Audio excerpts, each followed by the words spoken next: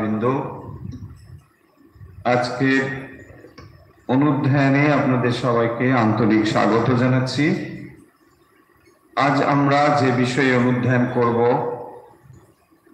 আপনারা ইতিমধ্যেই জেনেছেন যে আজ আমরা শ্রীমদ্ ভাগবত এই বিষয়েই আলোচনা করব। শ্রীমদ্ ভাগবতের আমরা এর আগের দিন যে অংশটি পড়ছিলাম, অর্থাৎ দ্বাদশ অধ্যায়, এবং সেই দ্বাদশ অধ্যায়ে যে বিষয় আলোচিত হচ্ছিল তা হলো মহারাজ পরীক্ষিতের জন্মকথা। আজও আমরা সেই বিষয়েই অনুধ্যান করব। শ্রীমদ্ ভাগবত আজ আমরা এই বিষয়ে আলোচনা করব। আশা করছি আপনারা সবাই আজকের অনুধ্যানের জন্য প্রস্তুত। আসুন আমরা শুরু করি আজকের অনুধ্যান। এবং অনুধ্যানের শুরুতে আমরা যে মঙ্গলাচরণ শ্লোকটি পাঠ করি সেইটি প্রথমে পাঠ করে আমরা শুরু করব আজকের অনুধ্যান। ওম মূকং করোতি বাচালম পঙ্গুম লঙ্ঘায়তে গিরিম ইয়ৎকৃপাতমহং বন্দে পরমানন্দমাধবম।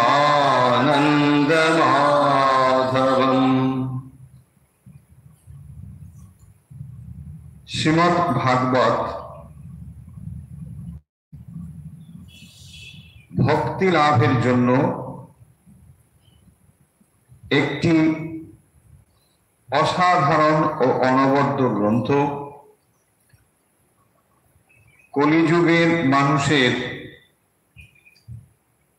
ভক্তির পথ ছাড়া আর কোনো গত্যন্তর নেই, এবং সেই কলির কলুষ থেকে উদ্ধারের জন্য শ্রী ভগবান স্বয়ং শ্রীমদ্ ভাগবত এই ভক্তিশাস্ত্র জগতে প্রচার করেছেন। এই ভক্তিশাস্ত্রের ভেতর দিয়ে আমরা শ্রী ভগবানের প্রতি ভক্তি কি করে লাভ করতে পারি সেই বিষয় এখানে চর্চিত হয়েছে। আমরা প্রথম স্কন্ধে দ্বাদশ অধ্যায় আলোচনা করছিলাম,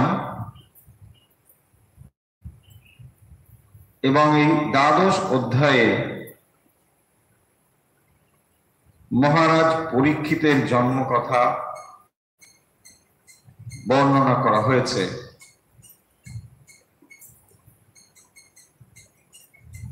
মহারাজ পরীক্ষিতের জন্মকথা বলার তাৎপর্য হলো যে শ্রীমদ্ ভাগবত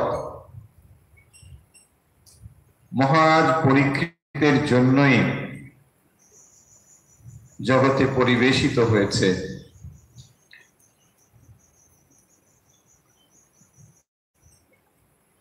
ভগবান বেদব্যাস তিনি এই মহান গ্রন্থটি তার পুত্র শুকদেবকে বলেছিলেন, এবং মহামতি শুকদেব তিনি রাজা পরীক্ষিতকে এই অমূল্য জ্ঞান প্রদান করেছিলেন, এবং যার ফলে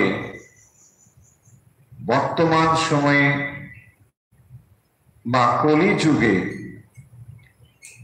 ভক্তি কিভাবে লাভ করতে হয় তার একটি সুচারু পন্থা আমরা এই গ্রন্থটির ভেতর দিয়ে লাভ করতে পারি। আমরা সকলেই সেই কাহিনী জানি যে রাজা পরীক্ষিত 7 দিনের মধ্যে তার দেহত্যাগ হবে, এই অভিশাপ তিনি পেয়েছিলেন। একটু গভীরভাবে ভেবে দেখলে আমরা নিশ্চয়ই বুঝতে পারব যে এই রাজা পরীক্ষিত যে 7 দিনের জন্য অভিশাপ প্রাপ্ত হয়েছিলেন, এটি কেবল রাজা পরীক্ষিত নয়, আমরা সকলেই এই 7টি দিনের জন্য অভিশপ্ত হয়ে আছি।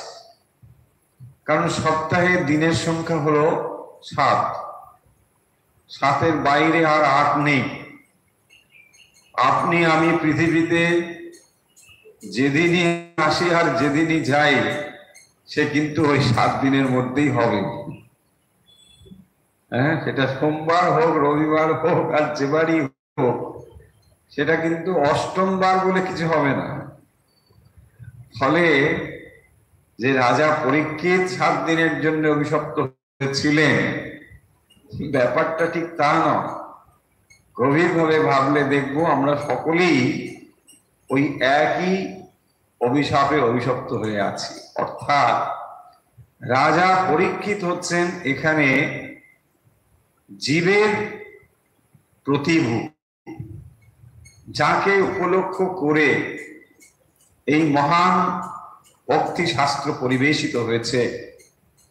যেমন নাকি আপনারা মনে করতে পারেন যে শ্রীমদ্ ভগবত গীতা অর্জুনকে উপলক্ষ করে ভগবান সমগ্র মানব জাতির জন্য প্রদান করেছেন, এখানেও ঠিক একই রকম ভাবে রাজা পরীক্ষিতকে উপলক্ষ করি এটি বলা হয়েছে।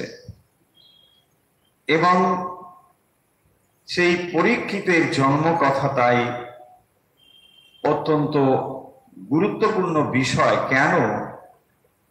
যে যিনি এত মহান কীর্তিমান বংশের রাজা এবং তিনি নিজেও অত্যন্ত প্রথিতযশা, অত্যন্ত বংশ এবং তার মর্যাদায় তিনি ইতিহাস রচনা করেছেন, এমন একজন যিনি, তিনি কি করে এই রকম অভিশপ্ত কাজ করে ফেললেন এবং তার পরিণতি বা কি হয়েছিল, এইগুলি আমরা জানবো এই জন্যে যে এই কাহিনী যেমন রয়েছে, এর ভেতর দিয়ে, এই কথা শ্রবণের ভেতর দিয়ে প্রতিটি জীব ভগবানের প্রতি ভালোবাসার যে সোপান তা কিন্তু লাভ করতে পারবেন। অনেক সময় দেখবেন মানুষ মজা করে এরকম কথাও বলেন যে জীবন দুদিনের। আক্ষরিক অর্থে হয়তো জীবন দুদিনের নয়, কিন্তু আমার মনে হয় যে এই দুটো দিন কেন বলা হয় তার এরকম হয়তো হলেও হতে পারে। যারা শুনছেন যদি অন্যরকম ভাবেন নিশ্চয়ই বলবেন যে জীবনের 2টি দিন আমাদের খুব গুরুত্বপূর্ণ দিন, আর তার মাঝখানে যে দিনগুলো সেগুলো আমাদের অতিরিক্ত পাওয়া। কোন দুটো দিন? একটি দিন যেদিন আমরা পৃথিবীতে আসি, আর একটি দিন যেদিন আমরা বিদায় নিই। সেই জন্য বলা হয় জীবন 2 দিনের। আর বাকি যে দিনগুলো পাই এগুলো ফাও, এগুলো আমরা পাই। তাহলে এই দুটো দিন দেখুন, রাজা পরীক্ষিতের জীবনে বিশেষ করে এই দুটো দিন অত্যন্ত তাৎপর্যপূর্ণ। কেন না, তিনি যেদিন পৃথিবীতে এসেছিলেন, মাতৃগর্ভে যখন তিনি ছিলেন, তখন ভগবান তাকে রক্ষা করেছিলেন। আবার যেদিন পৃথিবী থেকে তিনি বিদায় নিচ্ছেন, তখনও ভগবান তাকে রক্ষা করছেন, কারণ ভগবত কথা শুনতে শুনতে তিনি বিদায় নিচ্ছেন।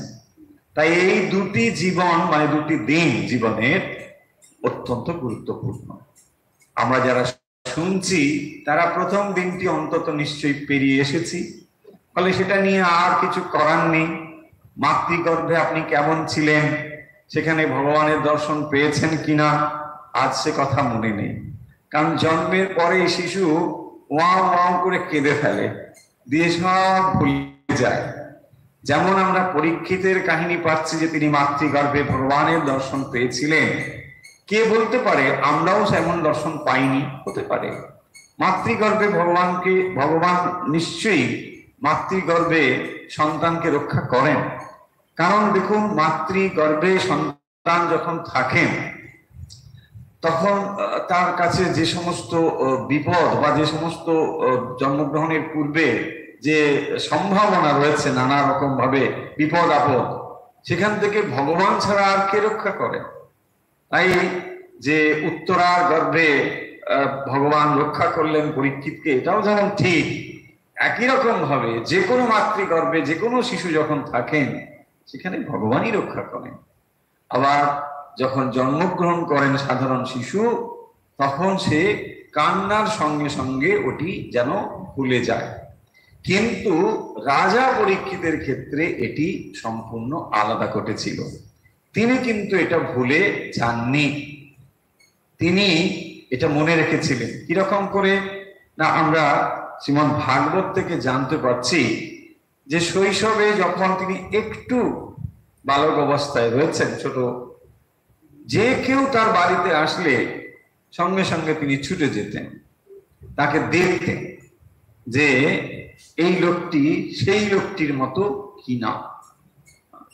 তখন এরা ভাবতেন যে কেন এরকম করে। এবং যখন প্রথম তিনি শ্রীকৃষ্ণকে দর্শন করেছিলেন পরবর্তী সময়ে, তো তখন তিনি তাকে যেন বহুকাল আগে দেখা এরকম ভাবেই তার দিকে ধাবিত হয়েছিলেন, ছুটে গিয়েছিলেন। সবাই বিস্মিত যে এই শিশু তো কোনোদিন একে দেখেনি, কিন্তু তিনি তাকে দর্শন করেছিলেন। সেই সমস্ত কাহিনী এখানে রয়েছে যে কিভাবে রাজা পরীক্ষিত এত মহান কীর্তিমান রাজা হওয়া সত্ত্বেও কিভাবে তার এই অবস্থার মধ্যে তিনি গেলেন, এবং শুধু তাই নয়, কিভাবে তিনি ভগবানের কথা স্মরণ করতে করতে অন্তিম কালে প্রস্তুত হয়েছিলেন। যে কথা একটু আগে বললাম যে 7 দিন মানে, এই 7 দিন মানে সপ্তাহের যে 7টি দিন, সেই 7টি দিন দেখুন রাজা পরীক্ষিত 7 দিনের মধ্যে মারা যাবেন, আর যে কোনো জীবই এই 7 দিনের মধ্যেই মারা যাবেন। 7 দিনের বেশি 8ম দিন আর কারো হবে না। ফলে এখানে এই কথাই বলা হচ্ছে শ্রীমদ্ ভাগবতের ভেতর দিয়ে যে জীব তুমি প্রস্তুত হও দেহত্যাগের পূর্বে ভক্তি লাভের জন্য। এবং এটি যে সম্ভব, শ্রীমদ্ ভাগবত এ কথা মানে উচ্চ কণ্ঠে স্বীকার করছেন যে এটা লাভ করা সম্ভব। কি করে সম্ভব? আমরা সেই কথা পড়ছিলাম রাজা পরীক্ষিতের জন্ম কথা। চলুন আমরা এখন সেই জায়গায় যাব যেখানে রাজা পরীক্ষিত জন্মগ্রহণ করছেন। তার মাতৃগর্ভে থেকে আমরা সেই অংশগুলি পড়ছিলাম যে মাতৃগর্ভে থেকে তিনি যেভাবে ভগবানের দর্শন লাভ করেছিলেন, সেই দর্শন কিরকম ছিল সেই কথাগুলো আমরা পড়েছি। অঙ্গুষ্ঠ মাত্রম অমলম স্ফুরত পুরত মৌলিনম অবিপ্য দর্শনম শ্যামম তড়িৎ বাস সমচ্যুতম। সেই যে ভগবান শ্রীকৃষ্ণকে তিনি মাতৃগর্ভে দর্শন করেছিলেন, তিনি কেমন ছিলেন সে কথা এখানে বলছেন যে তিনি ছিলেন অঙ্গুষ্ঠ পরিমাণ, তিনি ছিলেন সম্পূর্ণ নির্মল, এবং তিনি স্বর্ণ মুকুট ধারণ করে দিব্য কান্তি, এইভাবে তিনি তাকে দর্শন করেছিলেন শ্রী ভগবানকে মাতৃগর্ভে। এই কথাগুলো আমরা আলোচনা করেছি। আমরা এরপরে অংশগুলো দেখব যে শ্রীমদ্ ভাগবত যেভাবে বলছেন যে তিনি যখন মাতৃগর্ভে ছিলেন সেই সময় ভগবানকে যেভাবে তিনি দর্শন করেছেন সেইগুলি পরপর কয়েকটি শ্লোকে ভারী সুন্দরভাবে এখানে বর্ণনা করা রয়েছে।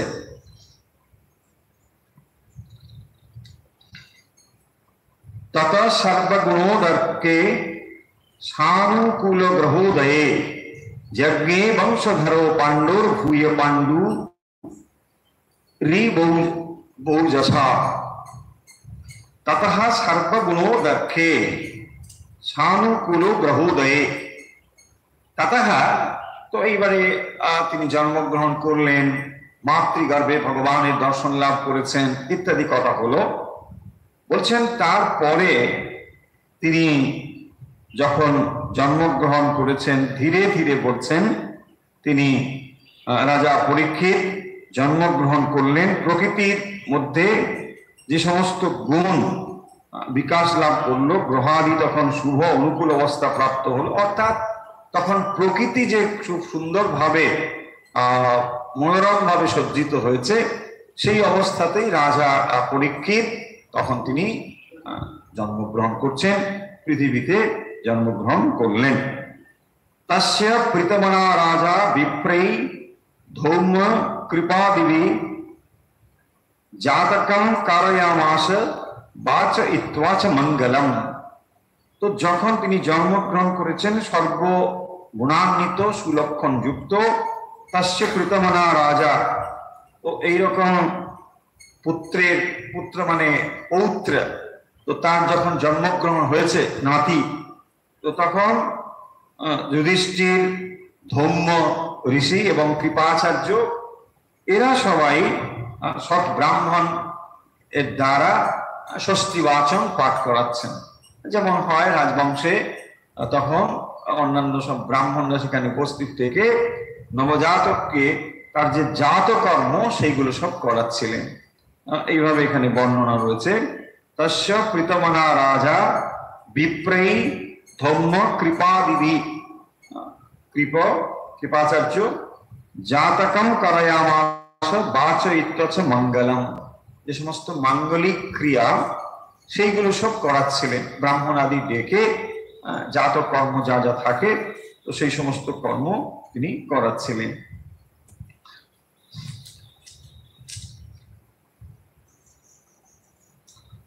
কি করাচ্ছিলেন?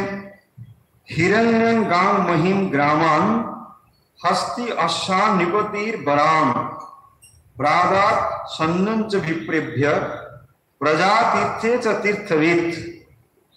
কি কি কর্ম সেখানে করাচ্ছিলেন সেটি বলছেন। হিরণ্যং গাং মহিম গ্রামান হস্তি অশ্বান নৃপতির বরান, তো এই সমস্ত যে জিনিস এইগুলো দান করছিলেন। যে এইরকম পরীক্ষিতের মতো সর্ব লক্ষণ যুক্ত, শুভ লক্ষণ যুক্ত পৌত্র লাভ করার ফলে তিনি অত্যন্ত সন্তুষ্ট হয়েছেন এবং সেই জন্মকালে তিনি দান করছেন।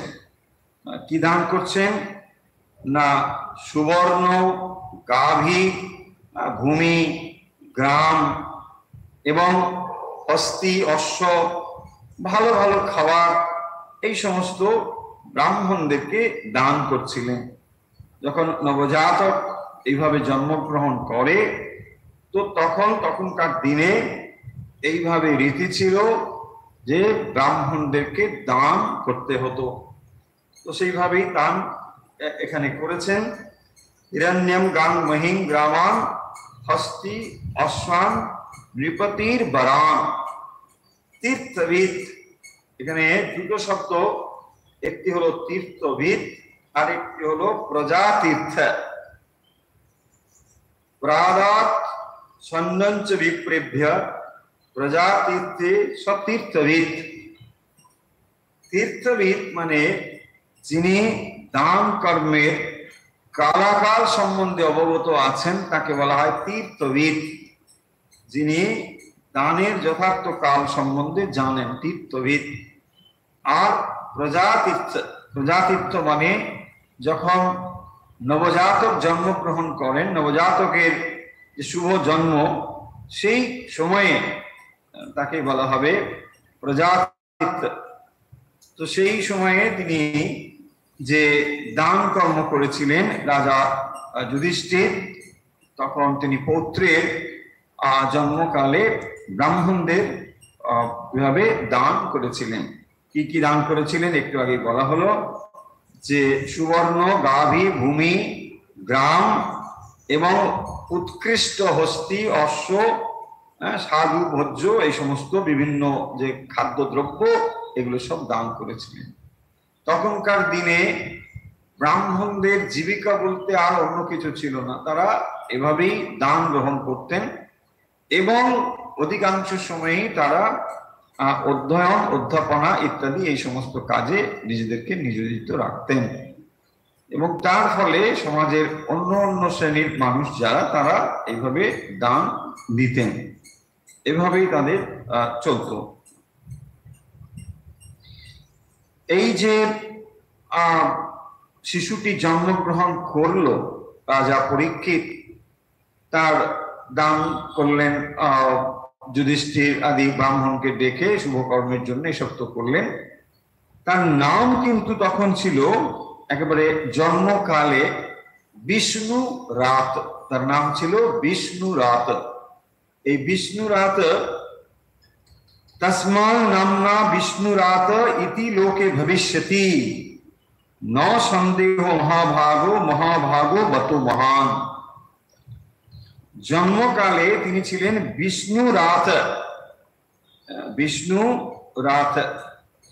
তো সেই বিষ্ণু রাত, এই যে শিশুটি জন্মগ্রহণ করেছেন, পরবর্তী সময়ে তাকে পরীক্ষিত বলা হতো, কারণ যেহেতু তিনি সবাইকে এরকম পরীক্ষা করতেন যে মাতৃগর্ভে থাকাকালীন তিনি যে দর্শন করেছেন সেই মহান পুরুষকে তিনি সর্বত্র যেন খুঁজছেন, পরীক্ষা করছেন, এবং সেই জন্যেই তার নাম পরবর্তী সময়ে পরীক্ষিত বলা হতো।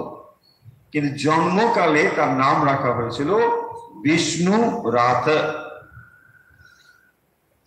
সেই বিষ্ণু রাত মহাভাগা, মহান তিনি জন্মগ্রহণ করলেন। এই হলো মোটামুটি তার জন্ম সম্বন্ধে কথা। আরো কিছু বিষয় এবারে আমরা দেখব। এই শিশুটি জন্মকালে কেমন ছিলেন? জন্ম তো হলো শিশুর, এসব তো হলো টলো। রাজা যুধিষ্ঠির বলছেন এবারে, যখন ওই ব্রাহ্মণ আদি সবাই সেখানে উপস্থিত রয়েছেন, তখন তিনি বলছেন, অপ্যেষ বংশান রাজর্ষিন পুণ্য শ্লোকান মহাত্মনঃ অনুবর্তিতা সিদ যশসা সাধু বাতেন সত্তমা। তো তিনি তখন বলছেন যে আচ্ছা, এই যে শিশুটি জন্মগ্রহণ করলো, আমাদের যে সমস্ত বংশ মর্যাদা রয়েছে সেই তার সঙ্গে কি সমকক্ষ হবে? এই শিশুটি কেমন হবে ভবিষ্যতের জন্য, সেই ব্রাহ্মণদের কাছে তিনি মানে জানতে চাইছেন। রাজা যুধিষ্ঠির ব্রাহ্মণদের কাছে জানতে চাইছেন যে এই বালকের যশ কেমন হবে, অর্থাৎ এই যে বংশ, সেই বংশের পদাঙ্ক অনুসরণ এ করতে পারবে কিনা। দেখুন, যে কোনো সন্তান যখন জন্মগ্রহণ করে তখন তার পিতা মাতার কাছে বা গুরুজনদের কাছে অত্যন্ত আদরের থাকতে হয়, ঠিক, কিন্তু ইনি জন্মগ্রহণ করছেন রাজবংশে, তাই সবার আগে তার যে কথাটি মনে রাখা সেটি হচ্ছে ইনি ভবিষ্যতে রাজা হবেন। তাই এই বংশকে তিনি কিভাবে আরো সামনের দিকে এগিয়ে নিয়ে যেতে পারবেন কিনা, এইটি একজন রাজা হিসেবে তার যে বংশধর তাদের সম্বন্ধে এইটি হচ্ছে প্রথম জিজ্ঞাসা। সেই জন্যে রাজা যুধিষ্ঠির এখানে ব্রাহ্মণ যারা উপস্থিত ছিলেন তাদের কাছে জানতে চাইলেন যে এটি কেমন হবেন, তিনি কি সেই পূর্ববংশীয় যে রাজা তাদের মতো হবেন, পদাঙ্ক অনুসরণ করবেন কি, নাকি অন্য কিছু। তো তখন বলছেন যে না, এই শিশুটি অত্যন্ত ভক্তিমান হবে, তার ভক্তি মানে অসাধারণ ভক্তি এবং প্রশংসা, যশ ইত্যাদি এগুলোর ভেতরে যে পূর্ব কীর্তি রয়েছে সেই সমস্ত কীর্তিকেও অনেক সময় মানে ছাপিয়ে যাবে। সেই কথাগুলি এখন ব্রাহ্মণরা রাজাকে বলছেন। রাজবংশে তার নামকরণ হয়ে গেল এবারে রাজা যুধিষ্ঠির ব্রাহ্মণদের কাছে এই প্রশ্ন রাখছেন যে নবজাতক ভবিষ্যতে কেমন হবেন। বলছেন পার্থ প্রজাপিতা সাক্ষাৎ ইক্ষ্বাকু ইব মানবঃ ব্রাহ্মণ্য সত্যসন্ধস্য রামো দাশরথীর যথা। ব্রাহ্মণগণ বলছেন পার্থ, পার্থ মানে পৃথার পুত্র হচ্ছেন পার্থ, তো সেই জন্য পৃথা পুত্র যুধিষ্ঠির তিনি হচ্ছেন পার্থ। আমরা দেখবেন অর্জুনকে পার্থ, অর্জুন পার্থ, সেই জন্য যুধিষ্ঠির হলেন পার্থ। পার্থ প্রজাপিতা সাক্ষাৎ ইক্ষ্বাকুরিব মানবঃ। এই যে সন্তান, এই যে শিশু, এটি কিরকম হবেন না ইক্ষ্বাকুর মতন হবেন তিনি। মানবঃ ইক্ষ্বাকু রিব, ইক্ষ্বাকু মনুর পুত্র হচ্ছেন ইক্ষ্বাকু, তো সেই ইক্ষ্বাকুর মতো ইনি হবেন। কিরকম? প্রজাপিতা প্রজাপালক, ব্রাহ্মণ্য সত্যসন্ধস্য রামো দাশরথীর যথা, এবং ইনি সত্যনিষ্ঠ হবেন। আর কিরকম? রামচন্দ্রের মতো হবেন।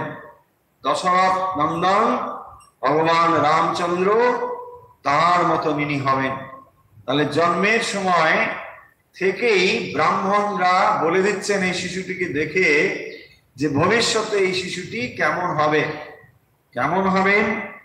রাজা যুধিষ্ঠির জানতে চাইছেন এই শিশুটি কেমন হবে, কারণ যার জন্মলগ্নে এত বাধা ছিল, যেখানে যে অশ্বত্থামা একেবারে ব্রহ্মাস্ত্র প্রয়োগ করেছিলেন, সেখান থেকেই রক্ষা করেছেন স্বয়ং ভগবান। তো ভগবান যখন তাকে রক্ষা করেছেন, নিঃসন্দেহে এটি আমরা ভাবতে পারি যে এই শিশুটি এক বিশেষ আশীর্বাদ পুষ্ট শিশু। সত্যি সত্যি তাই রাজা যুধিষ্ঠির তাই জানতে চাইলেন যে এই শিশুটি ভবিষ্যতে কেমন হবে। তার উত্তরে ব্রাহ্মণরা জানিয়েছেন যে এই শিশুটি হবে সাক্ষাৎ ইক্ষ্বাকুর মতো, মনুর পুত্র যে ইক্ষ্বাকু তারই মতো হবে। ব্রহ্মার একদিনে 14 জন মনুর আবির্ভাব হয়। ব্রহ্মা তার যে আমরা দিন আর রাত বলেছি, সেই ব্রহ্মার একটি দিন তাতে 14 জন মনুর আবির্ভাব হয়।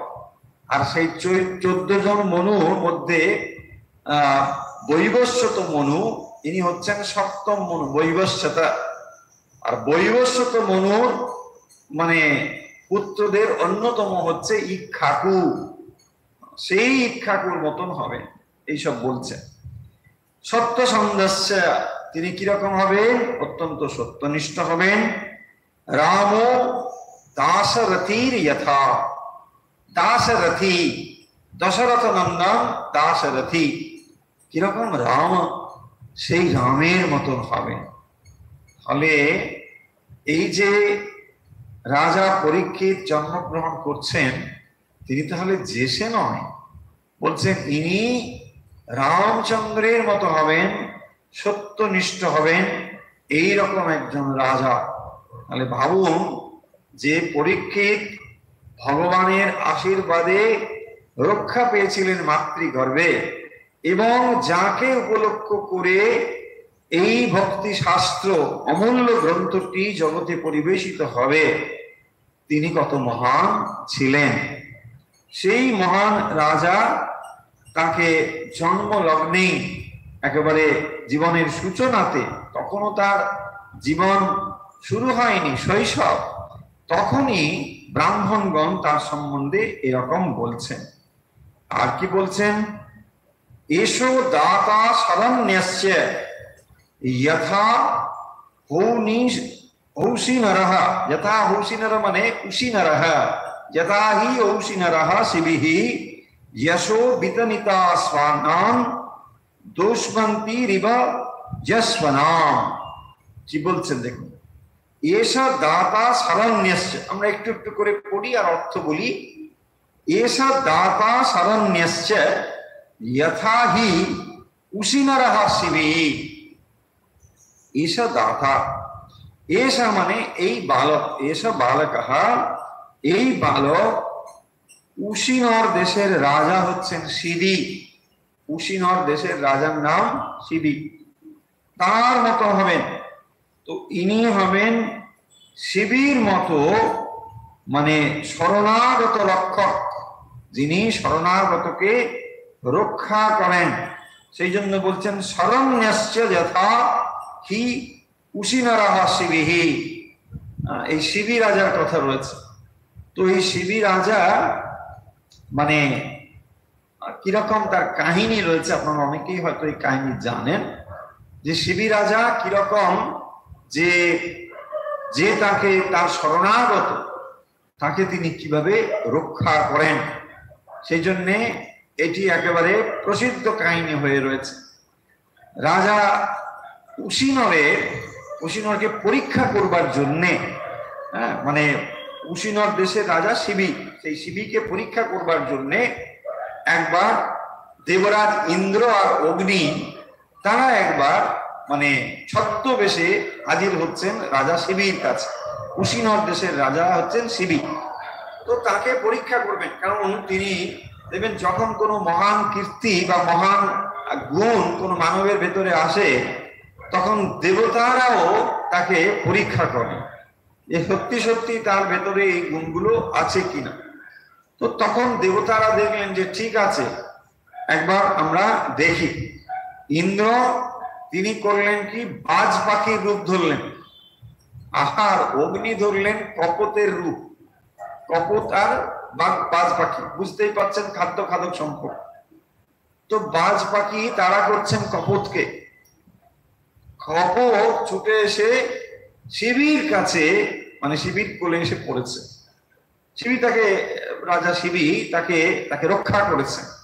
আর ওদিকে বাজ পাখি কিছুতেই ছাড়বে না, যে না দিতেই হবে, আমার খাদ্য আমাকে দিতেই হবে। বলছে না না, এটা আমি তোমাকে কিছুতেই দেবো না। তা তো হবে না, এটা আমার খাদ্য, তুমি আমাকে দেবে না মানে? তখন বলছেন যে আমি তোমাকে দিতে পারি, যদি তুমি এটা না দেবে তাহলে ঠিক আছে, না তোমার দেহের মাংস সমপরিমাণ যদি দিতে পারো তাহলে আমি কিন্তু একে ছেড়ে দিতে পারি, দেহের মাংস। তো তখন তিনি রাজি হয়ে গেলেন যে হ্যাঁ, আমি যে আমার আশ্রয় গ্রহণ করেছে তাকে আমি কখনো ছেড়ে দিতে পারি না, দরকার হলে আমার মানে দেহের মাংস আমি দিয়ে দিতে পারি, দেহের আমি দিতে পারি, তাতে আমার কোনো অসুবিধা হবে। এবং যখন এইরকম তিনি রাজি হয়ে গিয়েছেন, একেবারে উদ্যত হয়েছেন এইভাবে কপোতের বিনিময়ে তিনি এটি দেবেন, কপোত একদিকে আর একদিকে মাংস দেওয়া হচ্ছে। দেখা গেল যে তিনি নিজে উঠে পড়েছেন দাড়ি পাল্লাতে, তাতেও কিন্তু কপোতের সমতুল্য হচ্ছেন। আরে বিপদ, কপোত মানে এইটুকু তো সামান্য মাংস দিলে হয়ে যাবে, বাজ পাখি সন্তুষ্ট হয়ে চলে যাবে, কিন্তু কিছুতেই হচ্ছে না। তখন দেখলো যে তাহলে নিজেকেই বসতে হবে। উনি শেষ পর্যন্ত শিবি নিজেই বসলেন, তাতেও কপোতের সমতুল্য মাংস হচ্ছে না। তখন তিনি পড়লেন বিপদে, কি করা যায়? তখন নিজ মূর্তি ধরলেন এরা দুজনে, ইন্দ্র এবং অগ্নিদেব। তারা তখন বললেন, রাজা তোমাকে পরীক্ষা করবার জন্যে আমরা দুজনেই এসে হাজির হয়েছিলাম, তবে এই কঠিন পরীক্ষায় তুমি কিন্তু উত্তীর্ণ হয়েছ, আমরা অত্যন্ত খুশি। এবং তুমি যে মহান কীর্তি যশোগাথা রাখলে, এটি যুগ যুগ ধরে মানুষ মনে রাখবে, কারণ তুমি তোমার যে আশ্রিত তাকে কখনোই তুমি বিপদের মুখে ফেলো না, সব সময় তুমি আশ্রিতকে রক্ষা করো।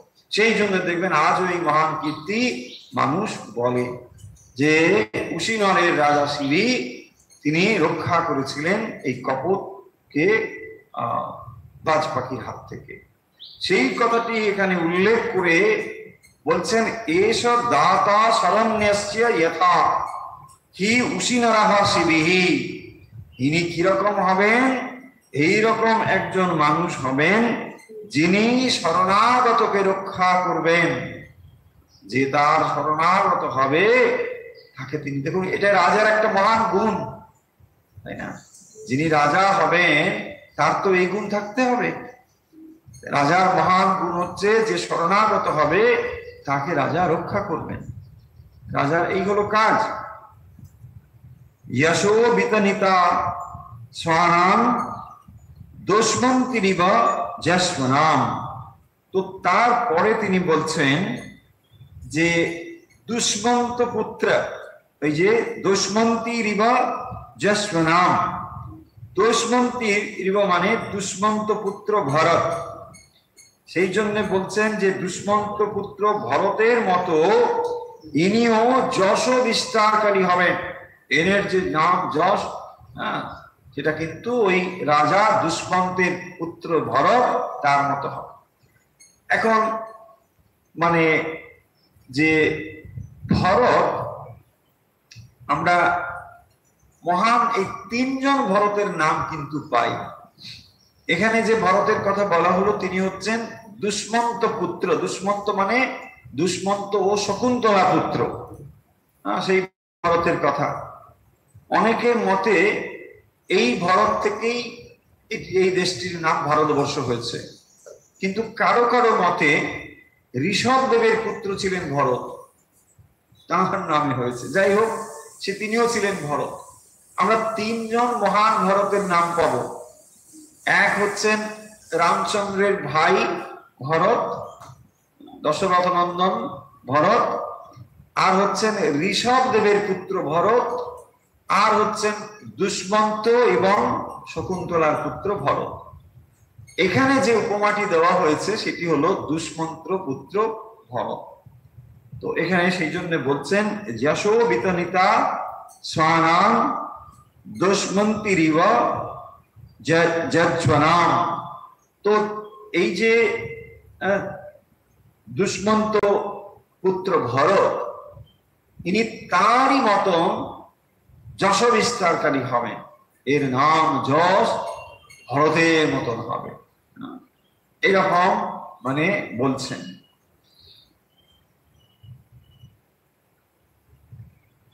ধন্যী নাম অগ্রণীরেশ তুল্যশ্চার্যনয়োর্দয়ো উতাস ইব দুর্ধর্ষ সমুদ্র ইব দুস্তরহ।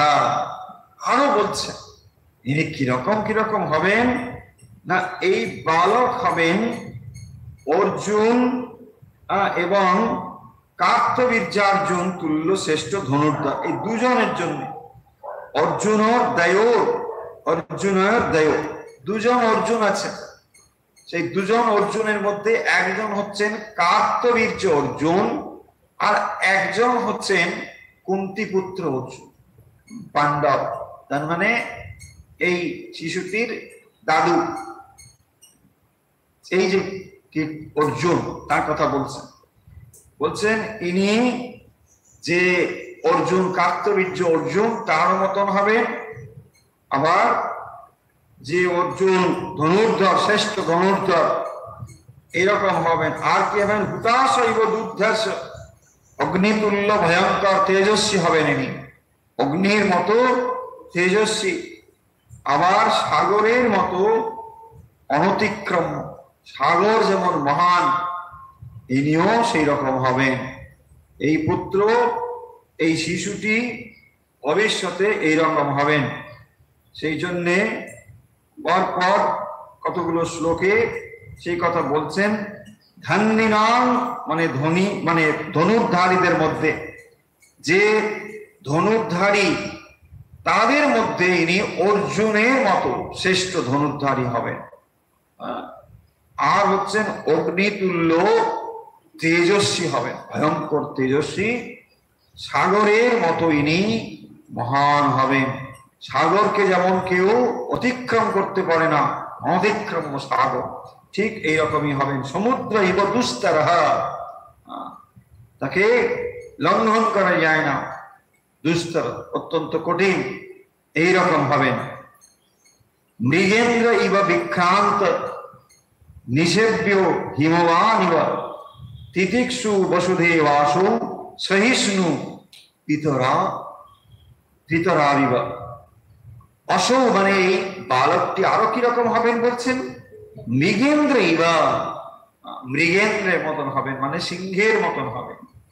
আর হিমবান ইবা,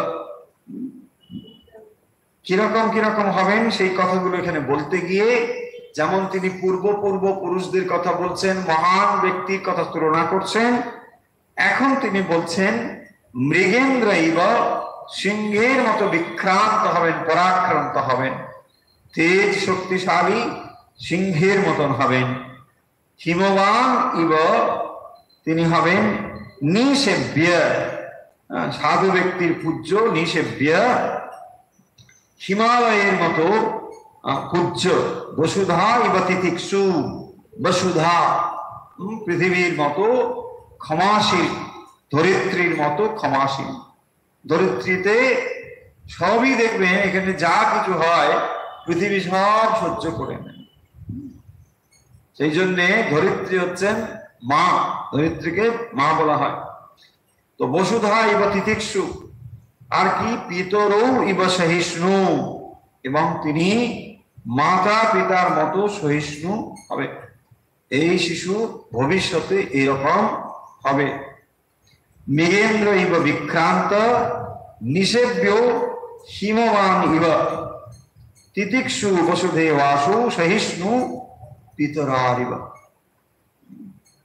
তো পিতরৌ ইব, ইনি এরকম হবেন, সহিষ্ণু হবেন।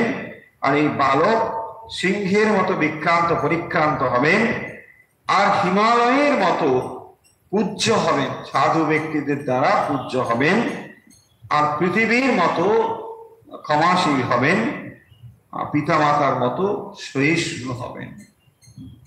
পিতামাতা যেমন সহ্য করেন, ইনিও ঠিক সেরকম ভাবে রাজা যেহেতু হবেন, তাই প্রজাদেরকে পুত্রের মতো পালন করবেন। এই বিশেষ গুণটির জন্য বলছেন পিতরৌ ইব সহিষ্ণু, পিতরৌ ইব। তাহলে একবার ভাবুন, এই যে রাজা সম্বন্ধে এখানে ব্রাহ্মণরা জন্মকালেই কথা বলছেন, ভবিষ্যতে এই রাজা কিন্তু এইরকমই হবেন। আমরা তার জীবন কথা পরে পড়ব, তিনি এইরকমই রাজা ছিলেন। অথচ সেই রাজা কলির প্রভাবে তার ভেতরে এইরকম একটি পরিণতি ঘটল। সেটা অভিশাপ কি আশীর্বাদ আমরা বিবেচনা করি, এটা আশীর্বাদ। আমরা বলছি বটে যে ঋষির অভিশাপে তার এরকম হলো, এটাকে যদি অভিশাপ বলি এটা আশীর্বাদ। এই অভিশাপ আমরা সকলেই চাই, তাই না? কারণ এটা তো আশীর্বাদ। আর এর ফলেই তো ভগবানের তিনি দর্শন লাভ করে জীবন থেকে প্রস্থান করছেন। আর এই মহান কাহিনী যুগ যুগ ধরে মানুষকে পথ দেখাচ্ছে। ভগবানের পথে যারা যাবার জন্য অগ্রসর হচ্ছেন, ভগবত ভক্তি লাভের জন্য যারা অগ্রসর হচ্ছেন, তাদের জন্য এই মহান গ্রন্থ চিরকালের জন্য একটি আদর্শ গ্রন্থ হয়ে রয়েছে। পিতামহ সমসাম্যে প্রসাদে গিরিশোপমা, আশ্রয় সর্বভূতানাম যথা দেব রমাশ্রয়। মানে সুন্দর বলছেন, পিতামহ সমসাম্যে। পিতামহ, পিতামহ মানে ব্রহ্মা হচ্ছেন পিতামহ, পিতামহ ব্রহ্মা। তো সেই পিতামহ সম সাম্যে, সাম্য, সাম্য মানে হচ্ছে যে যেখানে সমদৃষ্টি, সমতা, সাম্য। তো ইনি কিরকম হবেন? সমদৃষ্টিতে পিতামহের মতন হবেন, ইনি ব্রহ্মার তুল্য হবেন। প্রসাদে গিরিশোপমা, প্রসাদে মানে অনুগ্রহে, গিরিশোপমা শিবের মতন হবেন। গিরিশা হচ্ছে শিব, গিরিশা।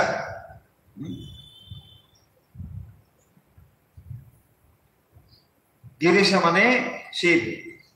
গিরিশ বানানটি অনেকে আপনারা দেখবেন যে গিরিশ ঘোষ, এনার বানানটি হচ্ছে গয়া সৈকার, রয় সৈকার তালবস। অনেকে ভুল করে রয় হর্ষইকার, রয় দীর্ঘইকার লেখেন। ওটি নয়, ওটি হচ্ছে গিরিশ মানে গিরিশ্রেষ্ঠ, হিমালয়। গিরিশ আর গিরিশ বানানোর মধ্যে তফাৎ আছে। গিরিশ মানে হচ্ছে মহাদেব। তাহলে গিরিশোপমা, গিরিশের মতো অর্থাৎ মহাদেবের মতো তিনি প্রসাদে গিরিশোপমা, অনুগ্রহে। যেমন সৌজন্যে মহাদেব হচ্ছেন অল্পে সন্তুষ্ট, অনুগ্রহ। খুব সামান্য কিছুতেই মহাদেব সন্তুষ্ট হয়ে যান। একটা বেলপাতা দিলেই ব্যাস আশুতোষ বলা হয়। সেই জন্য মহাদেবের আরেকটি নাম আশুতোষ, অল্পেই সন্তুষ্ট। মহাদেব খুব অল্পেই সন্তুষ্ট হয়েছেন। শিবরাত্রির কাহিনীতে রয়েছে একজন এমনি মানে বেলপাতা সব ফেলছিলেন ওখান থেকে, গাছে সারা রাত ছিলেন, কি রাত, সব ওখান থেকে সব বেলপাতা ফেলছে, আর নিচে ছিল একটি শিবলিঙ্গ। বাস তিনি খুব খুশি হয়ে গেলেন, বলছে বা এই তো বেশ ভালোই আমাকে শিব, তিনি শিব পুজো করার জন্যই ফেলছেন না, কিন্তু মহাদেব ওভাবেই নিচ্ছেন।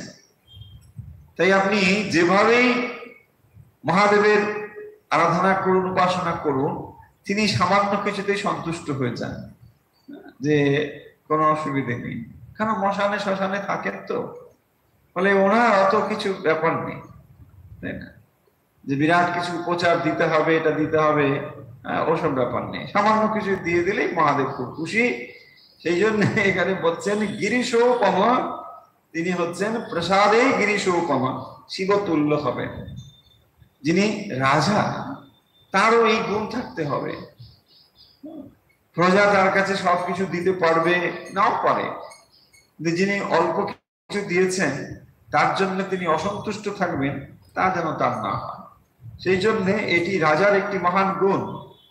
যথা দেব রমাশ্রয়, যথা দেব রমাশ্রয়। রমাশ্রয় কথার অর্থ কি? মানে রমা হচ্ছেন লক্ষ্মী, লক্ষ্মীর আশ্রয় কে? ভগবান বিষ্ণু। রমাশ্রয় হচ্ছেন বিষ্ণু, দেব রমাশ্রয়। তাহলে ভগবান বিষ্ণু যেমন সকলের আশ্রয়, ইনিও ঠিক সেরকমই হবেন, রমাশ্রয়, রমাশ্রয়ের মতন ইনি হবেন। পিতামহ সম সাম্যে প্রসাদে গিরিশোপমা, আশ্রয় সর্বভূতানাম, ইনি সমস্ত ভূতের আশ্রয় হবেন। আশ্রয়, আশ্রয় আর কি শব্দ? আশ্রিত। যিনি আশ্রয় দেন তিনি হচ্ছেন আশ্রয়, যার আশ্রয় কেউ থাকে। আর যিনি থাকেন বা যারা থাকেন তাকে বলা হয় আশ্রিত। তাহলে ভগবান হচ্ছেন আশ্রয় আর জীব হচ্ছেন আশ্রিত। এখানে বলছেন আশ্রয় সর্বভূতানাম। তাহলে এই রাজা পরীক্ষিত ভবিষ্যতে সমস্ত প্রাণীদের আশ্রয় হবেন। কিরকম? যথা দেব রমাশ্রয়, যথা দেব রমাশ্রয়, যেরকম যেরকম ভাবে যে দেব রমাশ্রয়, সমস্ত কিছুর আশ্রয় যেমন ভগবান বিষ্ণু হন, ঠিক এইরকম ভাবে ইনি সকলের আশ্রয় হবে। আরো অনেক অনেক কথা রয়েছে, আমরা আজকে যেগুলো পড়লাম একটু রিক্যাপ করে দিই, তাহলে ভালো হবে।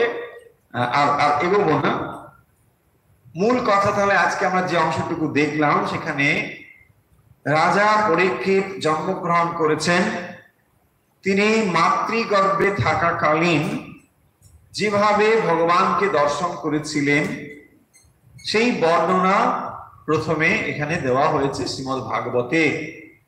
কিভাবে তিনি দর্শন করেছেন ভগবানকে, কোন রূপে, তার অঙ্গুষ্ঠ মাত্র এবং অমলিন যে রূপ, সেই রূপের বর্ণনা এখানে দেওয়া হয়েছে। তারপরে এই রূপ দর্শন করার পরে তিনি দেখছেন যে এই মাতৃগর্ভে তিনি যেন মিলিয়ে গেলেন, আর তাকে দেখা গেল না। তারপর যথাকালে পুত্র জন্মগ্রহণ করলেন, এই সন্তানটি জন্মগ্রহণ করলেন, এবং তারপরে রাজা যুধিষ্ঠির তিনি ব্রাহ্মণদের ডেকে তার জাতকর্ম করালেন, এবং জাতকর্মকালে তিনি ব্রাহ্মণদের যথাযোগ্য সম্মান সহকারে তাদেরকে স্বর্ণ, গোধন, গাভী ইত্যাদি অশ্ব, ভালো ভালো অশ্ব, হস্তি, ভূমি এ সমস্ত তাদেরকে দান করলেন। এটা রাজবংশের রীতি অনুযায়ী এটি করা হলো। এবং রাজা এইভাবে যখন সবাইকে সন্তুষ্ট করে ব্রাহ্মণদের দান আদি দিয়েছেন, তারাও আশীর্বাদ করেছেন। এবং তখন রাজা জানতে চাইলেন এই ব্রাহ্মণদের কাছে যে এই নবজাতক শিশুটি ভবিষ্যতে কেমন হবেন, যেহেতু তিনি এই বংশের এক নবজাতক, ফলে এই বংশের যে মহান কীর্তি রয়েছে সেই মহান কীর্তি যশগাথাকে এই শিশু কি সামনের দিকে নিয়ে যাবে নাকি কি হবে? তখন ব্রাহ্মণগণ একের পর এক শ্লোকে শ্রীমদ্ ভাগবত সুন্দরভাবে বর্ণনা করছেন যে তিনি কেমন হবেন। না, এই বালকটি একেবারে ইক্ষ্বাকুর মতো প্রজাপালক হবেন। আজকে যে মনুর পুত্র মানব, যে আমরা মানব, এটি সব মনু থেকে এসেছে এবং সেই জন্যেই আমাদের নাম হলো মানব। মনু পুত্র মানব, মনু থেকেই সব এসেছে। এবং তিনি কিরকম হবেন? ইক্ষ্বাকুর মতো প্রজাপালক হবেন এবং রামচন্দ্রের মতো সত্যনিষ্ঠ ও ব্রাহ্মণ পালক হবেন। এই শিশুটি ভবিষ্যতে এরকম হবেন। আর কি বলছেন? ইনি উশিনর দেশের রাজা শিবির মতো হবেন, যিনি শরণাগত একজন রাজা। শরণাগতকে তিনি কখনোই অবজ্ঞা করেন না, তাকে রক্ষা করেন। এই শরণাগত রক্ষক শিবির রাজার মতন ইনি হবেন। আর হবেন ইনি ভরতের মতো আত্মীয় এবং যশ বিস্তারকারী। তার নাম যশগাথা, দুষ্মন্ত নন্দন ভরতের মতো হবে। তারপরে বলছেন যে ইনি আরো কিরকম হবেন?